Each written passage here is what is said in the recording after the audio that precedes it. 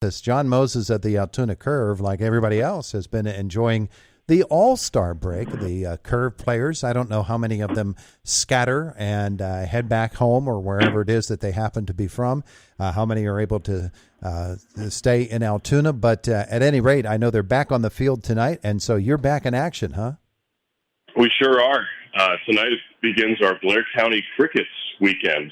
You may remember Cricket Field, don't you? Oh, yeah, sure. Yeah, I was doing a little bit of reading about it over the last week or two here. I didn't realize sort of how many barnstorming teams played there. Mm-hmm. Cricket Field hosted professional baseball in the late 1800s. Sort of the old railroader teams was sort of how it got started.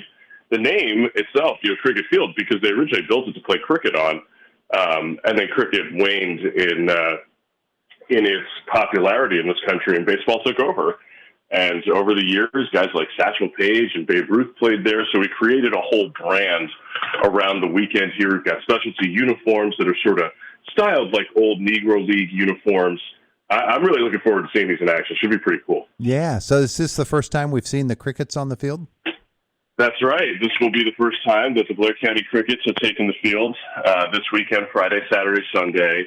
The uniforms are going to go up for auction on Sunday, for that Sunday night game when we have post-game fireworks. And you can bid on them. We'll have guys autograph them out of it after the game. Mm-hmm. And you can bid on them and take home your own specialty uniform. Have you been working with your acoustic microphone, which is just a cone? A megaphone?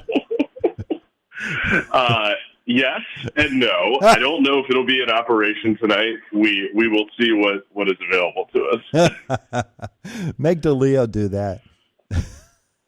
I'm sure he would love it. I'm sure he would too. All right, so let's talk a little Curve baseball. While the break has been going on, of course, it's a chance for everybody to press the reset button, and we look back at the first portion of the season and ahead to what's coming. And after the MLB draft, well, that's typically when some players get moved around. Pirates haven't announced anything as yet, have they?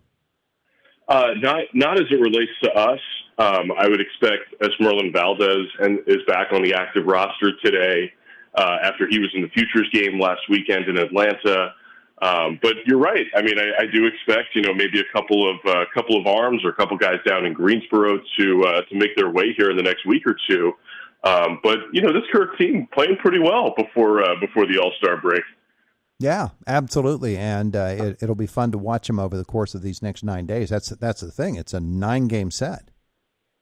I know. Yeah, I was still sort of getting over that. 9 out of 10 at home will be kind of nice, especially for all of us that we just to get us ready and rolling in the second half. Having this nice little stretch where we can really get to know our team very well, I think will be pretty fun. Pitching is lined up for the Pirates to get going here with Alessandro Ercolani, Antoine Kelly, and Wilbur Dotel. They're probably the three guys that you're starting the second half with that you're looking at and saying, these guys give us a chance to win every night. Yeah, who's on tonight, do you know? Should be Ercolani tonight. I'm waiting for a confirmation as well, just to be sure before we publish it. But Alessandro's been very, very good this year. I've been really impressed with him, buddy. The way he continues to get better and better, and in terms of throwing strikes, I think is huge for him because he has a major league fastball and he's got a very good cutter as well. So he really makes it hard on opposing hitters because he can go two different directions and he's got that real good heater. I did see him pitch earlier this year, and I was impressed in that game, and you can tell me if it's typical of him, but he seemed really, really composed. When a couple of guys got on against him, that didn't bother him at all. He just bore down, focused on the hitter in front of him, and he got out of that inning. 100%. I will say that's a very good observation about Alessandro, is that he'll give up a home run once in a while. He'll give up a couple of base runners, and he very much does show that poise.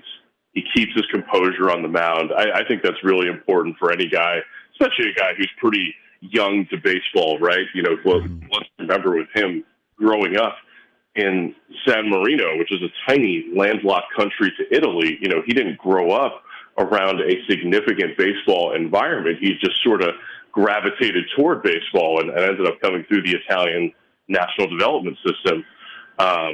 So I will say that, I think you might see that sometimes with guys who are sort of inexperienced in baseball, that when things don't go their way, their body language will change.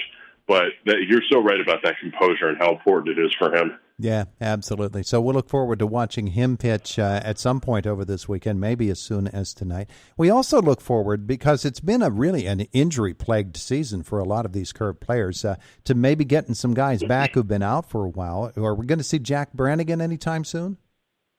It's a great question. Jack left us before the 9-game road trip, I think, for another evaluation in Pittsburgh. And I didn't see him again in Binghamton last week.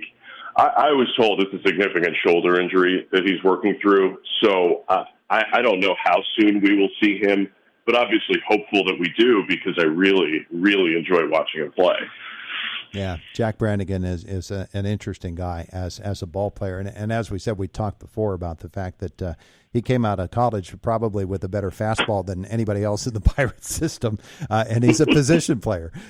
He's just a tremendous athlete, so you certainly hope a shoulder injury doesn't slow him down all that much. But, you're going to see all kinds of guys coming back. We mentioned the Crickets weekend. You've got next weekend then, or next week, I should say, as you've got some more action coming up. As who's coming to town? Chesapeake, huh? Yeah, the Bay Sox, the Orioles affiliate, is going to make their way into town. We've got fireworks Tuesday and Saturday next week. Our Christmas in July game on July 24th, and we've got a Super Splash Day. If you're looking for an excuse to get out of the office and enjoy some sunshine, Wednesday, July 23rd, we're going to play a noon game.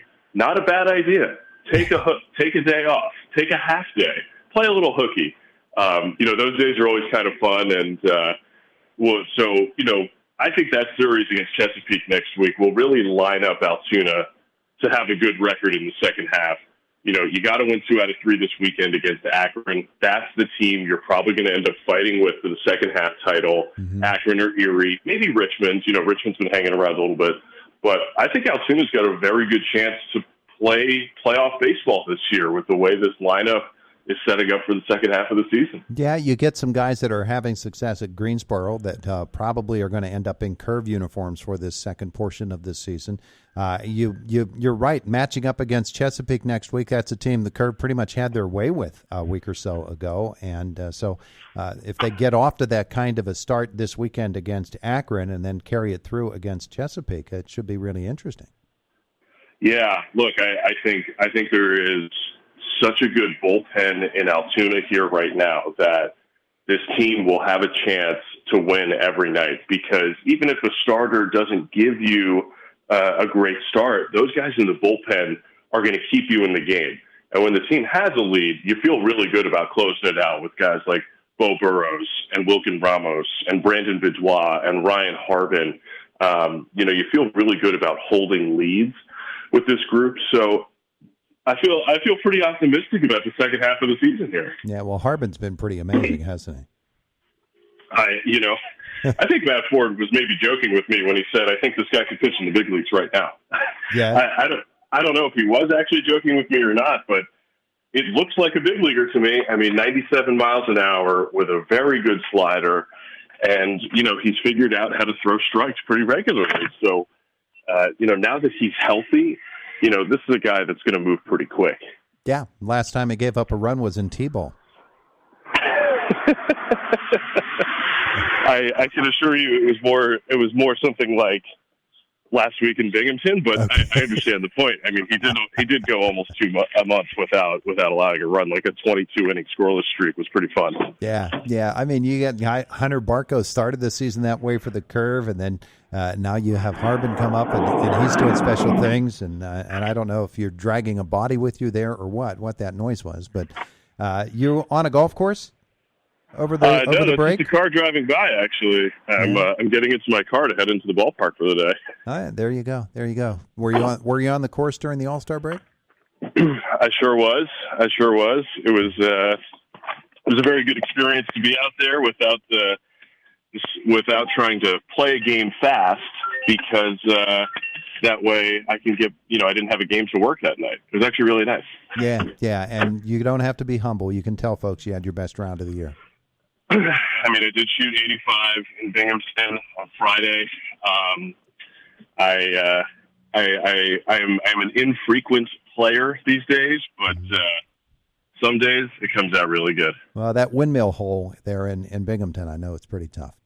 Jon Mozes, thanks so much for the visit this morning. I appreciate it. All right. Have a great weekend. There's Jon Mozes in the Altoona Curve. They are home for 3 this weekend and then 6 next week. Akron for tonight, tomorrow, and Sunday, and then Chesapeake for Tuesday and onward. So a lot of good baseball action coming for the Altoona Curve. It is the voice of Indiana County. It's WCCS 101.1 FM, AM 1160, and WCCSradio.com.